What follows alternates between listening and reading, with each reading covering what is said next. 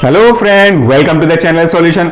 आज हम बात करने वाले हैं हमारे बुक रिव्यूज की सीरीज के अंतर्गत एक और बुक के बारे में जनरल डिस्कशन। ये बुक है क्लिनिकल फार्मेसी, ये इसका 3rd एडिशन है और इसके जो राइटर हैं सर टिपनिस एंड बजाज हैं।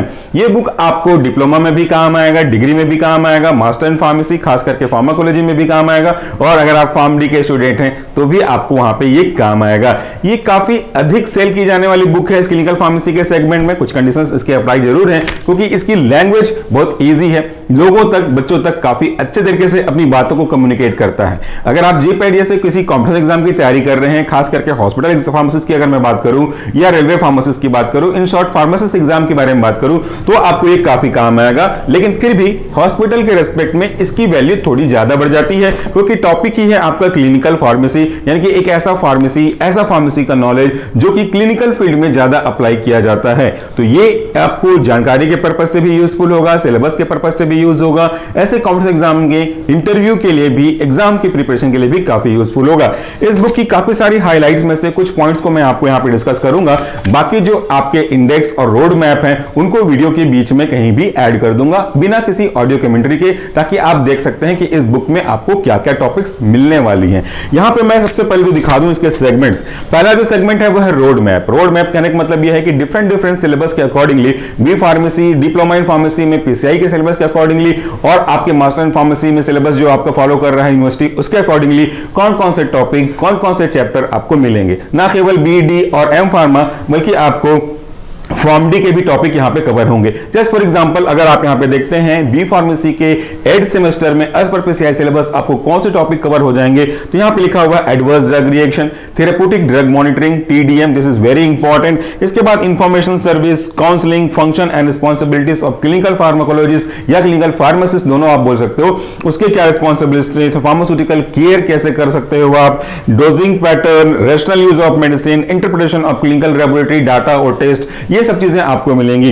वैसे ही आपको बी फार्मेसी के 8 सेमेस्टर के अलावा जो फार्म डी है उनमें कौन सा टॉपिक कवर होगा, डिप्लोमा के 2nd ईयर में कौन सा कवर होगा, 5th ईयर में कौन सा कवर होगा, हर एक चीजें आपको यहां पे दी गई हैं, तो आप इसको उस वीडियो में भी देख सकते हैं। इसके बाद इनका टेबल ऑफ कंटेंट यानी कि इंडेक्स हो जाएगा कि इसमें कौन कौन से टॉपिक और कौन कौन से टॉपिक के अंदर कौन कौन से सब टॉपिक को कवर किए गए हैं, तो वहां से भी आप देख सकते हैं। पॉज करना चाहें अगर आप आगे आके वीडियो को तो वो आप कर सकते हैं। फिलहाल इस सेगमेंट में मैं आपको केवल कुछ हाइलाइट्स के बारे में बताने वाला हूं। पहला जो हाईलाइट है वह है आपका specific reference two example of drug related problem.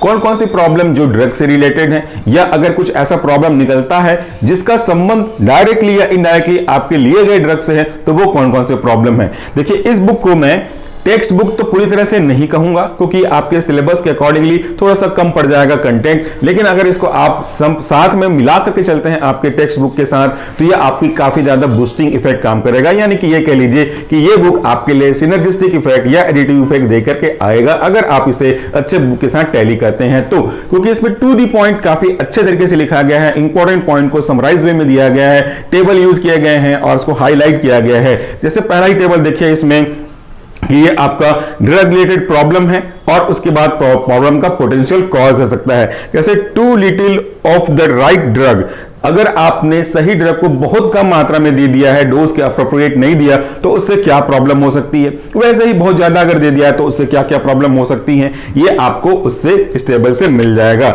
अगले हाईलाइट में अगर हम मूव करते हैं तो यहां पे भी आपको कुछ अच्छी जानकारियां ही मिलेंगी क्लिनिकल फार्मेसी के रेस्पेक्ट में। यहां पे आपके left side of this table में दिखा हुआ है some reserved antimicrobial agent and their use. आपको पता है एंटीबायोटिक बहुत ही इंपॉर्टेंट होते हैं, इन एंटीबायोटिक का प्रॉपर रेशनल यूज करना बहुत ज्यादा इंपॉर्टेंट है, अदरवाइज इनका रेजिस्टेंस डेवलप होने लगता है। सो कौन से क्लास के एंटीबायोटिक को किस स्पेसिफिक कंडीशंस को ठीक करने के लिए रिजर्व्ड केस में रखा गया है, उसकी जानकारी होना आपके कॉम्पिटिशन एग्जाम के पॉइंट ऑफ व्यू से काफी इंपॉर्टेंट हो जाता है और फार्म डी के लिए भी बहुत इंपॉर्टेंट हो जाता है। तो उनके केस में कुछ एग्जांपल यहां पे दिए गए हैं। जैसे अगर आप देखेंगे एमॉक्सिसिलिन को किसके लिए रखा जाएगा, वैसे ही आपका जो सिप्रोफ्लॉक्सासिन है इसको कहां रखा जाएगा, वेनोमाइसिन को किसके लिए यूज किया जाएगा, वैसी जानकारी आपको यहां पे मिलेगी। साथ साथ रेशनल यूज ऑफ ड्रग भी बहुत ही इंपॉर्टेंट है, क्योंकि ड्रग का यूज इज नॉट इंपॉर्टेंट जितना यूज इंपॉर्टेंट है उसका रेशनल तरीके से। क्योंकि ड्रग का यूज करने का मतलब ये होता है कि आपने दवाई ली, जितना मन लगा जब मन लगा आपने अकॉर्डिंगली ले लिया,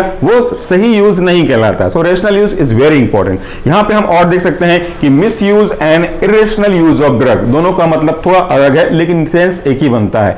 आपने ड्रग अब्यूज पढ़ा हुआ है, दैट इज एक्चुअली में ड्रग मिसयूज। तो हम कौन से ड्रग का यूज किसी और पर्पस के लिए करते हैं जिस पर्पस के लिए वो ड्रग बना ही नहीं है, वो कहलाता है ड्रग का मिसयूज या तो ड्रग का एब्यूज। जैसे आपने कई सारे कफ सिरप के बारे में सुना होगा, कोरेक्स वगैरह के बारे में, कि वो बहुत अच्छी कफ सिरप थी बट इसका मिसयूज ज्यादा किए जाने वाला सब्सटेंस बन गया नशे के लिए, तो वो आपका ड्रग मिसयूज है। और कौन कौन से ऐसी ड्रग की कैटेगरी ऐसी लिस्ट होती है जिनको जनरल पब्लिक कुछ केस के अकॉर्डिंगली ज्यादा यूज करते हैं गलत पर्पस के लिए, ना कि उस पर्पस के लिए जिसके लिए बनाया गया था।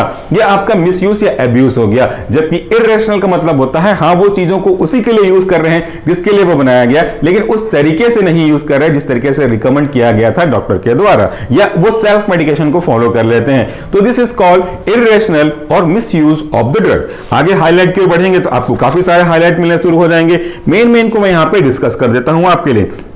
यहां पे देखिए, यहां पे आपको समरी सीट मिल रही है। समरी सीट मतलब हो रही है कि पेशेंट से रिलेटेड कौन कौन सा इंपॉर्टेंट फैक्ट्स आपको होना चाहिए वो आपको मिल जाएगा। अब जब आइडेंटिफिकेशन के लिए इंफॉर्मेशन का यूज करते हैं, पेशेंट की काउंसलिंग करते हैं, पेशेंट को इन पेशेंट में कन्वर्ट करते हैं, उनकी जानकारी डिटेल नोट करते हैं, तो आपको क्या क्या पॉइंट यहां पे मेंशन करने पड़ेंगे, जैसे name, address, age, sex, racial shock क्या था, ऑक्यूपेशन क्या था, date of admission to the hospital, वैसे ही इनकी प्रॉपर इंफॉर्मेशन, इमीडिएट केयर क्या क्या लिया, कौन कौन सी डिजीज इनके साथ पहले से एसोसिएटेड थे, डिस्चार्ज कब किए गए इनको, ऐसी बेसिक जानकारियां यहां पे आपको दी गई हैं। क्योंकि टॉपिक ही क्लियरली मेंशन है क्लिनिकल फार्मेसी, जो कि आपको प्रैक्टिकली पॉसिबली इन्वॉल्व होकर करना पड़ेगा पेशेंट के साथ, हेल्थ केयर वर्कर के टीम के साथ मिल करके, तो वो पूरी जानकारी आपको मिलेगी। यहां पे बहुत ही इंपॉर्टेंट टेबल इंक्लूड किया गया है, advisory and precautionary instruction while dispensing of medicine.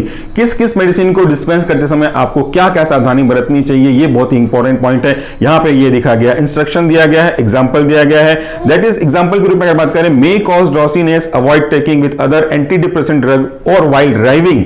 इसको ज्यादा मत लें, किसी दूसरे एंटी डिप्रेसेंट ड्रग के साथ मत लें, या अगर आप ड्राइव कर रहे हैं तो मत लें। ये कैटेगरी की कंडीशन है। और इस कंडीशन को फॉलो करने वाले ड्रग कौन कौन से होंगे? ऑब्वियसली आपके क्लोरप्रोमाजिन और आपका सिट्रिजिन कैटेगरी के होंगे, जो कि आपको थोड़ा सा डिप्रेस करते हैं, सेडेट करते हैं, उनको आपको नहीं लेना चाहिए। तो ये एडवाइजरी है, दोनों तरफ आपको टेबल में मिल जाएगा। और ये तो आज के डेट में बहुत ही इंपॉर्टेंट टॉपिक है। और कई चीजें यहां भी आपको मिलेंगी, जैसे कि आपको आरएक्स समरी, आपको conditions, how to use this medicine, कैसे कैसे इंफॉर्मेशन है, अगर आप किसी को बोलना चाहते हो खाली पेट में लेना है तो वो कैसे रिप्रेजेंट करेंगे, ऐसी बेसिक चीजें जो क्लिनिकल फार्मासिस्ट को या क्लिनिकल फार्माकोलॉजिस्ट को जाननी चाहिए। Clinical laboratory test, their significance and drug interaction. जब कभी भी कोई बीमारी होती है तो उनका डायग्नोसिस कराना बहुत जरूरी हो जाता है। डायग्नोसिस करते समय आपको पता कैसे चलता है कि वो वैल्यू ज्यादा है या कम है या बराबर है, वो उनके लैब के स्टैंडर्ड पैरामीटर के या यूनिट के हिसाब से डिसाइड किए जाते हैं। सो यहाँ पे पूरे डिजीज को कैसे टेस्ट करते हैं, उनका पैरामीटर क्या है, उनका एक प्रॉपर रेफरेंसिंग क्या है, वो समराइज वे में शॉर्ट में एक्सप्लेन की गई है, क्योंकि क्लिनिकल फार्मासिस्ट का ये सब्जेक्ट होता है। इसमें देखिए फास्टिंग ब्लड ग्लूकोज शुगर का लेवल कैसे चेक करेंगे, इसमें दिया हुआ है जो नॉर्मल यूनिट है वह 75 to 110 mg पर 100 ml, ये आपको यहाँ पे समझ में आ जाएगा। ऐसी और भी चीजें हैं जिनको मैं यहाँ पे एक्सप्लेन नहीं कर रहा हूं, सब कुछ आप जब ये बुक देखेंगे अपनी लाइब्रेरी में तो आपको काम की आएगी। 7 सेमेस्टर 8 सेमेस्टर में तो काफी यूजफुल हुआ करता है। अभी आपके डिप्लोमा में भी ये चीजें ऐड हो जाएंगी नए सिलेबस के अकॉर्डिंगली। फिर इसके बाद अगर आप अगला पॉइंट देखते हैं तो क्या हम डाइल्यूट कर सकते हैं, क्या हमारा ब्लड का पैरामीटर क्या है, क्या हम किसी रिएक्शन को ऑब्जर्व कर सकते हैं, वो जानकारी यहां पे मिलेगी। सीरोलॉजिकल टेस्ट आपको मिलेगा, शुगर का मिलेगा, आपको यूरिन के टेस्ट मिलेंगे, फिजिकल प्रॉपर्टीज ऑफ यूरिन मिलेगी, क्या क्या एब्नॉर्मल कॉन्स्टिट्यूएंट प्रेजेंट है, कितना प्रेजेंट है या कितना होना चाहिए, ये भी जानकारी आपको इस बुक की सहायता से मिलने लगेगी।